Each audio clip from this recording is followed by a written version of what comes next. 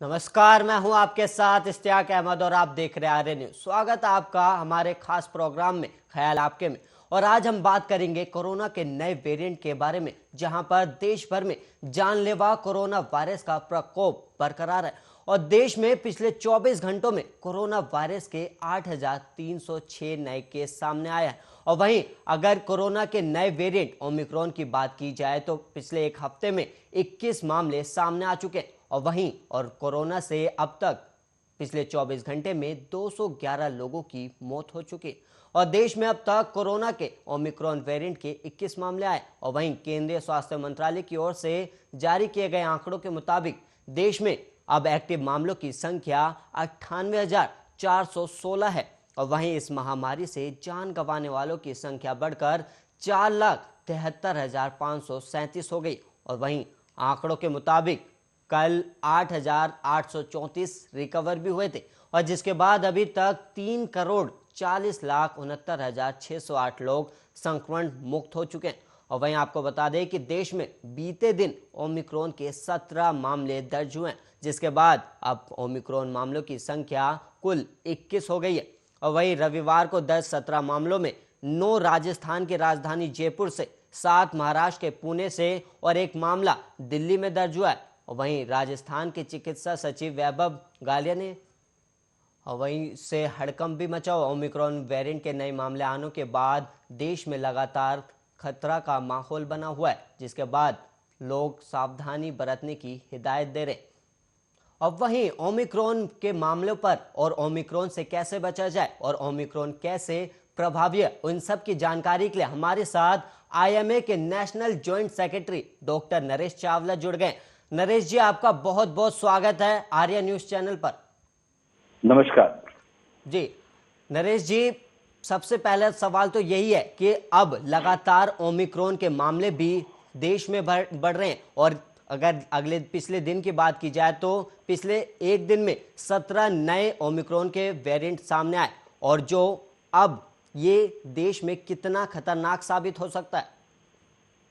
देखिए, इसमें कोई शक नहीं, पिछले 10 दिन से जब से साउथ अफ्रीका में पहला केस आया था, पूरी दुनिया में ये फैलता जा रहा है। अब तो 44 देशों में भी फैल चुका है। वो हमारे देश में भी हर दिन 4-4, 5-5, 6 केस बढ़ते जा रहे हैं। तो ये बहुत चिंता का विषय है। और इसके लिए बात वही आ जाती है, खाली हमारी चिंता करने से कुछ नहीं होता, क्योंकि जो वायरस है ओमिक्रॉन, ये थोड़ा सा हम देखें तो ये ज्यादा फैलने की क्षमता रखता है। इसकी जो ट्रांसमिशन है वो बहुत तेजी से होता है। तो ये तो आने वाले कुछ हफ्ते हमें बताएंगे कि हम क्या कर सकते हैं और क्या नहीं कर सकते हैं। लेकिन जो हम कर सकते हैं वो एक ही काम कर सकते हैं कि हम कोरोना एप्रोप्रिएट बिहेवियर अगर फॉलो करते रहें तो हमें पूरी उम्मीद है कि हम इस तकलीफ से काफी हद तक बच सकते हैं। तो लेकिन मैं इतना ही कहूंगा कि जैसे आपके चैनल के माध्यम से देश की जनता को एक ही संदेश है। देखो, हम 2 कोरोना की वेव्स पहले देख चुके हैं और दूसरी वेव जो इतनी खतरनाक थी, उसने हमारे पूरे देश के अस्थि पंजर को, स्वास्थ्य प्रणाली को, सब सेवाओं को, पूरी जनता को हिला के रख दिया था। तो हम किसी भी ऐसे प्रकरण के लिए तैयार बिल्कुल भी नहीं हैं। और उससे बचने का मैं आम जनता को यही सुझाव दूंगा कि वो कोरोना प्रोटोकॉल्स फॉलो करें। हम देख रहे हैं कि देश की जनता जब से हमारा पिछला लॉकडाउन खुला था मई 21 में, तब से बिल्कुल मस्त हो गई है। उनको एहसास ही नहीं है कि कोरोना शायद अभी समाप्त नहीं हुआ है। और वो हम देख रहे हैं मार्केट्स में, होलसेल मार्केट्स में, ऑफिसेज में, और even religious gatherings, political gatherings, हम देखते हैं कोई ध्यान ही नहीं है। तो मेरा उद्देश्य इतना ही है, जनता को डराने का उद्देश्य नहीं है, लेकिन एहतियात करना बहुत जरूरी है। क्योंकि अगर आप ध्यान से देखें तो सेकंड वेव की शुरुआत में भी केसेस कम थे, लेकिन धीरे धीरे बढ़ते बढ़ते इतना बड़ा रूप बन गया था कि बल्कि आप जानते हैं कि पूरी हिंदुस्तान में एक कहर और एक नर्क समझ गया था। ऐसा दोबारा ना हो, तो मैं जनता को दोबारा से आह्वान करूंगा कि वो कोरोना एप्रोप्रिएट बिहेवियर जरूर फॉलो करें और अपना घर से निकले तो मास्क पहन के निकलें, डबल मास्क पहन के निकलें, भीड़ भाड़ के इलाकों में मत जाएं, सोशल डिस्टेंसिंग जरूर मेंटेन करें। जो ये काम हो सकता है, थोड़ा सा हमें ध्यान ज्यादा रखना पड़ता है। डॉक्टर साहब, इसमें इन जो नया वेरिएंट आया इसमें लक्षण कैसे पाए जाते हैं, क्योंकि लोगों के यही सवाल आ रहे हैं कि हमें पता कैसे लगे कि हम नए वेरिएंट से प्रभावित हो रहे हैं। देखिए, अभी तक बहुत ज्यादा डरने की जरूरत नहीं है। अभी तक तो जब तक किसी के कोई बहुत, क्योंकि अभी तक इस ओमाइक्रॉन का कम्युनिटी ट्रांसमिशन नहीं हुआ है। आम चलते फिरते इंसान को हम शक ज्यादा नहीं करेंगे, हम उन्हीं पे ज्यादा शक करेंगे जिनका कोई फॉरेन ट्रेवल की हिस्ट्री है या किसी फॉरेन ट्रेवल के इंसान के वो कांटेक्ट में आए हैं। जहां तक आपने सिम्टम्स की बात की, सिम्टम्स बहुत ही एम्बिगुअस है। जो पहले डेल्टा और डेल्टा प्लस था उसमें खांसी, जुकाम, सांस वाली खांसी वासी बहुत हुआ करता था। इस नए वेरिएंट ओमिक्रॉन में तो देखा गया है कि सिर्फ जॉइंट पेन्स होता है, इवन बुखार भी हल्का फुल्का हो या ना हो, लेकिन पेशेंट का जो जो ओमिक्रॉन होता है वो सीधा लंग्स में एंट्री कर जाता है। यानी कि पेशेंट को पता चलेगा कि मुझे सांस में घुटन आनी शुरू हो गई है और पेशेंट का एक्सरे खिंचवाया जाएगा तो उसमें फाइंडिंग्स आ जाएगी। और जॉइंट पेन्स यानी कि दर्दें बहुत ज्यादा, भूख ना लगना, ऐसे सिम्टम माने गए हैं। लेकिन आप ध्यान से कहेंगे कि सिम्टम तो बहुत ही एम्बिगुअस है। एम्बिगुअस का मतलब किसी बीमारी में भी हो सकते हैं। तो इसलिए अभी तक हम जो आपदा को संदेश दे रहे हैं वो वही लोग ज्यादा चिंता करें जिनका कोई हिस्ट्री फॉरेन ट्रेवल की है या किसी फॉरेन ट्रेवल से आए हुए इंसान के उनसे कॉन्टैक्ट हुआ है। लेकिन जैसे जैसे दिन बढ़ेंगे तैसे तैसे अभी तक हमारे पास जो डॉक्यूमेंट्स आए हैं, जो हमारे पास डेटा आए हैं, वो इतनी ही बात बताता है। प्लस जिसको भी ज्यादा शक हो वो फटाफट अपना आरटीपीसीआर टेस्ट करवाए और उसपे ऊपर एक बोला जाता है एस जीन की जीनोम सीक्वेंसिंग करवाए। उसी से हम कंफर्म कर सकते हैं एस जीन जीनोम सीक्वेंसिंग। तो चूंकि हमारे देश में भी केसेस काफी कम हुए हैं, पूरी दुनिया में भी कम हुए हैं, तो अभी हमारा जो क्लिनिकल जो डेटा है और जो एपिडेमियोलॉजिकल डेटा है वो काफी कम है। तो जैसे जैसे हफ्ते आगे बढ़ेंगे जानकारी हमारे पास भी बढ़ेगी और हम आम जनता को भी दे पाएंगे। नरेश जी, एक सवाल यहाँ पर यह भी है कि भारत जैसे देश में ओमिक्रॉन वेरिएंट फैल रहा है, तो इसके लिए सरकार को क्या प्रयास करने चाहिए जिससे ये ओमिक्रॉन वेरिएंट को फैलने से रोका जाए? क्योंकि जनता अपनी तरफ से प्रयास कर रही है, लेकिन सरकार को भी इसमें प्रयास करना चाहिए। तो सरकार की तरफ से कैसे कैसे उपाय करने चाहिए? देखिए, सबसे पहला तो उपाय ये है, जो ये बात पहले भी चल चुकी है कि जो हमारा फॉरेन एयर जो ट्रेवल है उसको कुछ रिस्ट्रिक्ट किया जाए, क्योंकि हमें अच्छी तरह पता है कि अदरवाइज जब तक ये ओमिक्रॉन की आने की बात नहीं चली थी तो 15 दिसंबर को सारी फ्लाइट्स खोली जा रही थी। अब उस फैसले को रद्द किया गया है, रिव्यू किया जा रहा है। लेकिन जो दूसरी फ्लाइट्स भी हैं उनको मेरे विचार में थोड़ा सा रिस्ट्रिक्ट किया जाए और सरकार के लेवल पे हर इंटरनेशनल एयरपोर्ट पे बकायदा सर्वेलेंस किया जाए और हर पेशेंट का आरटीपीसीआर भी किया जाए और जिसका पॉजिटिव ना भी पाया जाए उसको भी कम से कम 7 दिन के लिए उसको क्वारंटीन के लिए या तो वहीं रखा जाए या उसको घर में होम क्वारंटीन किया जाए। ये बहुत जरूरी है। पिछली 2 वेव के एक्सपीरियंस से हम ये सीख चुके हैं कि इस छूट-फूट गलतियों से वायरस एकदम हवा में आ जाता है। हवा में आ जाने का मतलब कम्युनिटी में फैल जाता है और फिर कोई रोक टोक ही नहीं होती, क्योंकि ये हमें पता चल गया है ये वायरस ड्रॉपलेट इन्फेक्शन से, ड्रॉपलेट से भी फैलता है और हवा से भी फैलता है। तो चूंकि ये वायरस अभी नया है और इसके ट्रांसमिशन को ज्यादा माना जा रहा है, तो इसलिए सरकार को ये कदम बहुत ही सख्ती से उठाने चाहिए। इसके अलावा सरकार के माध्यम से प्रिंट मीडिया में भी, आप जैसे चैनल्स की मीडिया में माध्यम से भी लोगों को सख्ती की जाए और बाकायदा मेरे हिसाब से, जैसे बीच में आजकल इतनी मस्ती हो गई है कि मैंने देखा है कहीं कोई रोक टोक है ही नहीं, तो बाकायदा जैसे कुछ छोटे देशों ने, इजराइल ने, जापान ने, न्यूजीलैंड ने, उनके यहाँ एक भी केस हो जाता है तो वो अपने पूरे देश पे लॉकडाउन कर देते हैं। तो मैं लॉकडाउन की सिफारिश तो नहीं करूंगा, लेकिन सख्ती की सिफारिश अवश्य करूंगा। अदरवाइज हमें नहीं मालूम कि ये जो अब आया है ये तीसरी लहर बन सकती है कि नहीं बन सकता है, लेकिन हमें सख्त तैयारी करनी चाहिए। इसके अलावा जो वैक्सीनेशन सरकार लगा रही है उसको प्रॉप अप किया जाए, बढ़ावा दिया जाए। डॉक्टर साहब, यहाँ पर एक सवाल ये भी है कि लगातार भारत सरकार वैक्सीनेशन पर जोर दे रही है और लगातार लोगों को वैक्सीन भी लगवा रही है, लेकिन जो इस ओमिक्रॉन वेरिएंट का जो प्रभाव है वो वैक्सीनेटेड लोगों पर भी दिखाई दे रहा है। तो ऐसे में क्या नए जो बूस्टर वैक्सीन है क्या उसको भी भारत में लाना चाहिए या फिर वो कब तक आ पाएगी? इसको लेकर क्या सुझाव देंगे? आप बिल्कुल ठीक कहे हो। अभी तक हमारी मात्र 50% आबादी को भी दोनों वैक्सीन नहीं लग चुकी हैं। जी। तो जिस किसी को भी पहली डोज नहीं लगी है, मेरा जनता को खुलेआम आह्वान है वो पहली डोज लगवाए, जिसको दूसरी लगी वो दूसरी लगवाए।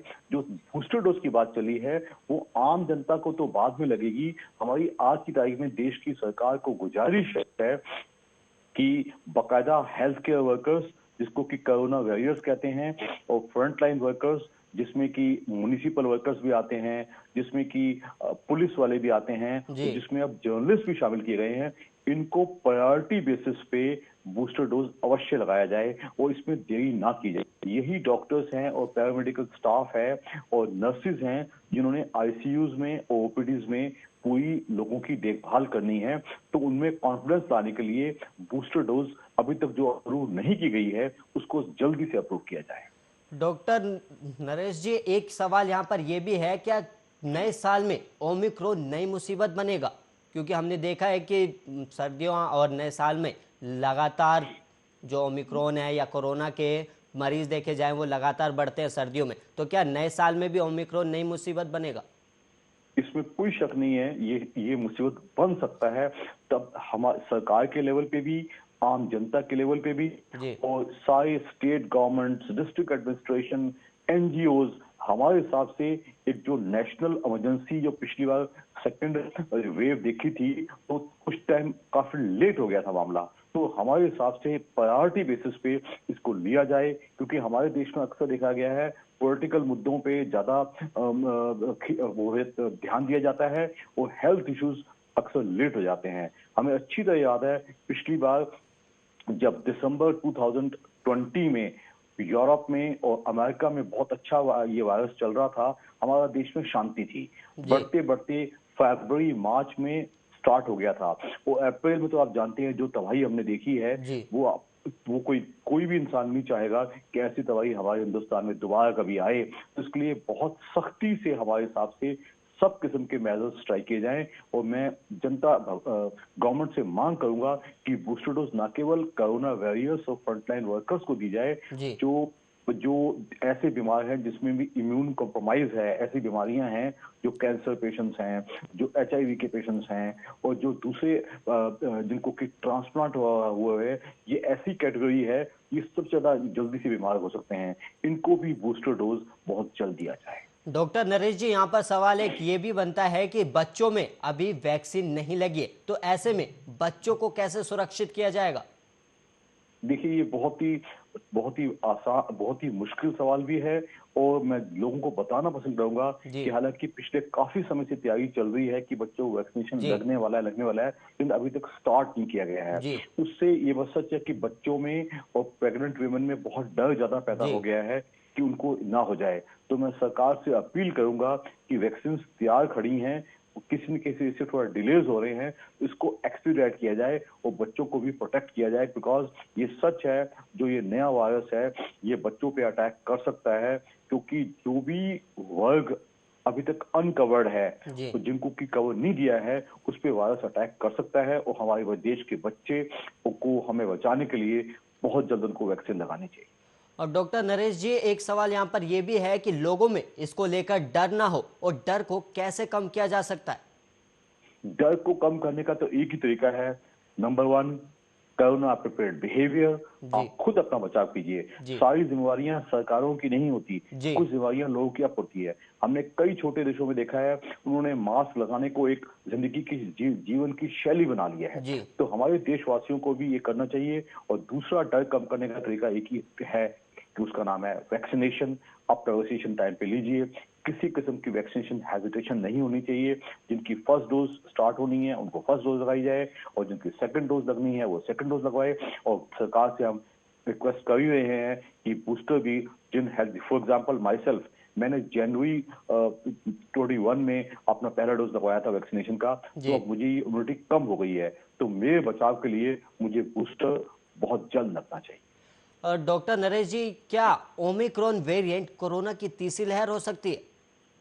100% हो सकती है, पूरी तरह शक है। हालांकि अभी तक इसके बारे में, जैसा कि मैं पहले भी बोल चुका हूं, क्लिनिकल डॉक्यूमेंट, डेटा और एपिडेमियोलॉजिकल डाटा हमारे पास बहुत कम है, लेकिन इसमें पूरी वो क्षमता है, ये कर सकता है। तो इसलिए हमें डरने की जरूरत नहीं है। वही बात है कि डरने से कोई फायदा नहीं होता। हमें सारे कदम उठाने चाहिए, सरकार को अपनी जगह पे, आम जनता को अपनी जगह पे। ऐसे हम कदम उठाएंगे तो हमें पूरा विश्वास है, डरने की जरूरत नहीं है, वो हम शायद थर्ड वेव से बच पाएंगे। डॉक्टर नरेश जी, यहाँ पर एक सवाल ये भी है कि कोरोना के नए वेरिएंट ओमिक्रॉन से अभी तक किसी भी व्यक्ति की मौत की पुष्टि नहीं हुई है, तो ऐसे में ये कितना प्रभावी हो सकता है और कितने समय में इससे मौतों के आंकड़े बढ़ सकते हैं, क्योंकि डेल्टा वेरिएंट भी बहुत खतरनाक बताया गया था और उससे ज्यादा खतरनाक ओमिक्रॉन को बताया गया है। देखिए, जैसे मैंने पहले भी कहा, इसका क्लिनिकल डेटा और एपिडेमियोलॉजिकल डेटा हमारे पास ज्यादा अवेलेबल नहीं है। न केवल हमारे देश में नहीं है, पूरी दुनिया में नहीं है। तो जैसे जैसे ये हमारे दिन गुजरेंगे, हमारी जानकारी बढ़ेगी, दुनिया भर के वैज्ञानिक और मेडिकल एक्सपर्ट्स इसको स्टडी करेंगे, तब हो पाएगा। लेकिन अभी तो हम इतना ही कहेंगे कि आप डरिएगा नहीं, आप अपनी सावधानी बरतिएगा और अपना वैक्सीनेशन लीजिएगा। उसी से आप में कॉन्फिडेंस भी आएगा और हमारे देश के देशवासियों का बचाव भी हो पाएगा। डॉक्टर नरेश जी, अगर लोग नहीं समझे तो हमें पिछले साल जैसा मंजर भी देखने को मिल सकता है। मैं ये खुलेआम कहूंगा आम जनता को, जैसा कि मैंने पहले कहा, हमारा उद्देश्य डराने का नहीं है, ये इतना डराने का भी है क्योंकि हमारे देश में लोग थोड़ा सा डंडे की बात ज्यादा सुनते हैं। तो मैं इतना कहूंगा कि ये कुछ भी हो सकता है। तो इसलिए आम जनता को आज भी मेरी अपील है कि वो पूरे जो कदम है वो उठाएं, भीड़ भाड़ में शामिल ना होवें, कोरोना अपना मास्क पहन के घर से बाहर निकलें और हमेशा 1.5-2 गज की दूरी मेंटेन करें दूसरों से, अपने खाने पीने का ठीक से ख्याल रखें। अगर ऐसा सब करेंगे तो हम आने वाली थर्ड वेव से बच सकते हैं। डॉक्टर नरेश जी, यहाँ पर एक सवाल ये भी है कि ओमिक्रॉन की टेस्टिंग कितनी मुश्किल है डॉक्टरों के लिए? बहुत ज्यादा मुश्किल इसलिए है कि जो हमारा पिछला टेस्ट था आरटीपीसीआर, वो उसको भी ये बाईपास कर सकता है। इसलिए उसके लिए एस जीनोम सीक्वेंसिंग करनी पड़ती है, जो कि टेस्ट हमारे देश में अभी अवेलेबल तो है, लेकिन अभी गवर्नमेंट लैब्स में अवेलेबल है। इसको प्राइवेट लैब में लाने के लिए थोड़ा समय लगेगा, तो इसके लिए भी हमारी सरकार पूरी कोशिश कर रही है। तो बहुत जल्द ये भी अवेलेबल हो जाएगा। डॉक्टर जी, और लोगों को कैसे कैसे बचाव करना चाहिए, एक बार इसे डिटेल में और बता दीजिएगा। देखिए, बचाव पहले भी वही था, आज भी वही है।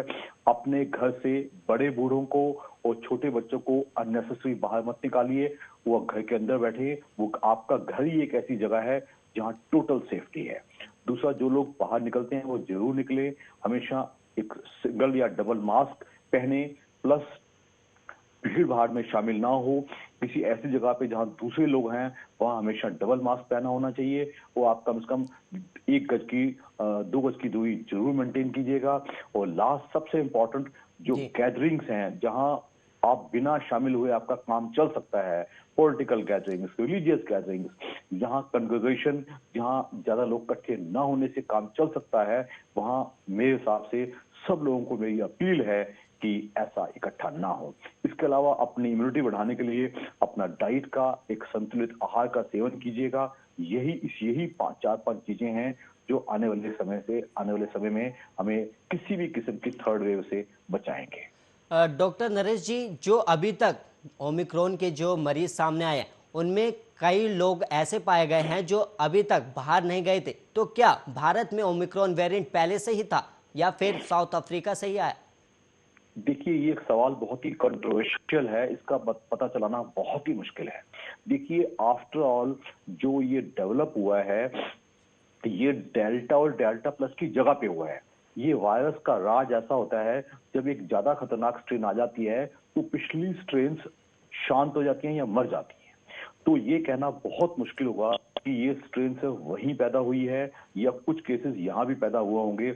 ये कोई भी वैज्ञानिक ऐसा सबूत नहीं दे सकता या ऐसा प्रमाण नहीं दे सकता कौन सा कहां से पैदा हुआ है। तो इसलिए ये पता चलाना एकेडमिकली तो हमारे लिए जरूरी है, बट कंट्रोल के लिए शायद इतना जरूरी नहीं है, क्योंकि अगर हो सकता है कि म्यूटेशंस अगर साउथ अफ्रीका में हो सकती हैं तो वो म्यूटेशंस यहाँ भी हो सकती हैं। तो इसके लिए अभी शोध चल रहा है। तो जैसे जैसे हमारी जानकारी बढ़ेगी वैसे से हम आम जनता से इसको खुलासा करेंगे। डॉक्टर नरेश जी, सवाल यहाँ पर एक ये भी है कि लगातार कोरोना नए नए वेरिएंट बना रहा है, तो आने वाले समय में और कितने म्यूटेंट बन सकते हैं इसके? आपने बड़ा अच्छा सवाल पूछा है। तभी कहा जा रहा है अगर हम कोरोना एप्रोप्रिएट बिहेवियर फॉलो कर लेंगे तो हम पिछले डेल्टा से भी बचे थे, आज ओमिक्रॉन से भी बचेंगे और आने वाले किसी और वेरिएंट से भी बच सकते हैं। इसमें कोई शक नहीं है, ये वायरस बहुत ही स्मार्ट होते हैं। ये आरएनए वायरसेस जिनमें छोटा सा प्रोटीन होता है, अपने आप को बदलने की क्षमता बहुत ज्यादा रखते हैं।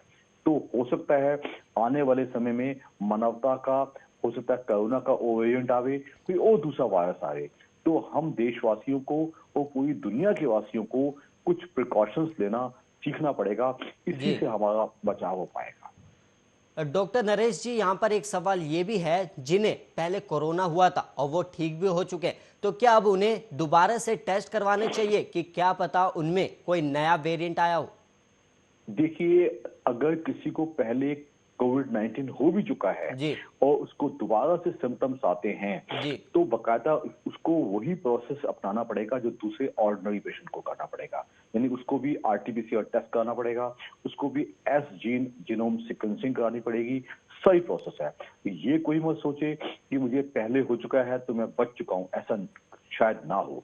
इसमें कोई शक नहीं है, जिसको पहले कोरोना कोविड-19 हो चुका होता है जी उसको कुछ ना कुछ इम्यूनिटी आ जाती है, जी लेकिन कुछ समय के बाद, कुछ 4-6 महीनों के बाद वो इम्यूनिटी कम होती चली जाती है। तो ये वो भी अगर किसी को सारे सिम्टम्स वही आते हैं या किसी फॉरेन ट्रैवलर के कांटेक्ट में वो आया होता है या खुद ट्रैवल किया होता है, तो उसको भी डर उतना ही है जितना कि पिछले नॉन कोविड पेशेंट्स को है।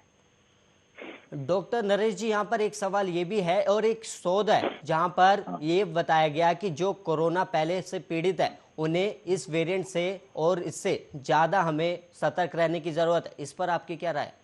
बिल्कुल ठीक कहा गया है, बिल्कुल ठीक कहा गया है। जिसको कोविड-19 पहले हुआ है, जी दैट मीन्स उसकी शक्तियां कम हो चुकी हैं। उसके एक कोविड-19 अटैक से उसमें कुछ इम्यूनिटी आ जाती है, लेकिन अगर उस पेशेंट की ओवरऑल इम्यूनिटी कम है या उसको कोमॉर्बिड कंडीशन साथ में है, तो वो आज भी ज्यादा लायबल है। तो दैट मीन्स जिनको हो चुका है उनको और भी ज्यादा सतर्क रहने की जरूरत है। वो कोई ऐसे सिम्टम आवे तो वो अपने डॉक्टर के पास जावें, वो अपना आरटी-पीसीआर टेस्ट करवाएं।